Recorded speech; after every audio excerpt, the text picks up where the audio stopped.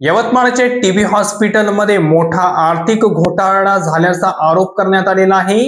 यवतमाळ नगर परिषदेच्या मालकीचे टीबी रुग्णालयाची मौल्यवान जमीन खासगी कंत्राटदाराला 90 वर्षाचे लीजवर देण्याचा निर्णय आता वादाच्या भोवऱ्यात सापडला आहे।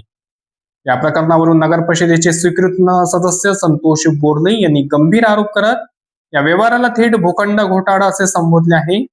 या प्रकारामुळे नगर परिषदेचे मोठे आर्थिक नुकसान झाल्याचा दावा त्यांनी केला आहे।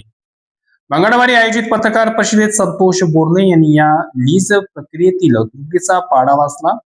त्यांनी केलेले प्रमुख आरोप त्यांनी केलेले आहेत। सुमारे 300 कोटी रुपये बाजार मूल्य असलेली ही जमीन केवळ 95 कोटी रुपयात लीजवर देण्यात आली आहे, ज्यामुळे नगर परिषदेच्या तिजोरीवर मोठा ताण पडला आहे। निविदा प्रक्रियेत बदल करून तसेच पार्किंग क्षेत्राचा समावेश करून कंत्राटदाराला अतिरिक्त FSI चा फायदा करून दिलेला आहे। हा प्रकल्प राबवताना अनावश्यक NOC आणि तांत्रिक मंजुरी घेण्यात आलेली नाही। या निर्णयामुळे परिसरात अनेक वर्ष व्यवसाय करणारे 100 पेक्षा अधिक दुकानदार आणि काही कुटुंबे प्रभावित होण्याची शक्यता आहे। निविदा प्रक्रियेत विशिष्ट कंत्राटदाराला फायदा पोहोचवण्यासाठी फेरफार केल्याचा आरोपही बोर्ले यांनी केला आहे। या संपूर्ण प्रकरणाची पारदर्शकता आणि उच्चस्तरीय चौकशी करावी, तसेच या घोटाळ्याला जबाबदार असलेल्या दोषींवर कडक कारवाई करावी अशी मागणी त्यांनी केली आहे। आता या गंभीर आरोपानंतर नगर परिषद प्रशासन आणि संबंधित अधिकारी यावर काय भूमिका घेतात याकडे सर्वांचे लक्ष लागले आहे।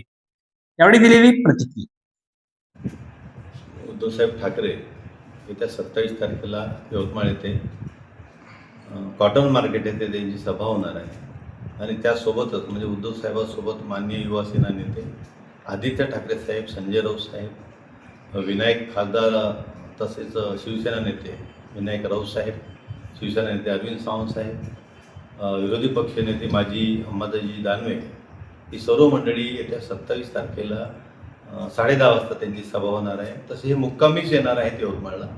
26 तारखेला इथेच मुक्कामी यवतमाळला आहे। ही सभा जी होत आहे ही कोणत्या आता या जिल्ह्याचे खासदार गद्दार झाले संजय देशमुख यांनी पक्षद्रोह करून आता शिंदे गटामध्ये ते गेलेले आहेत।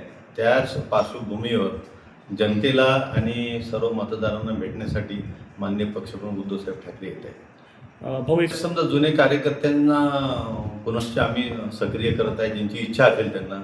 मी कालच घाटंजी शैलेश ठाकूर यांना बोललो, ते येत्या 27 तारखेला येणार आहे कार्यक्रमाला आणि सक्रिय होणार आहे।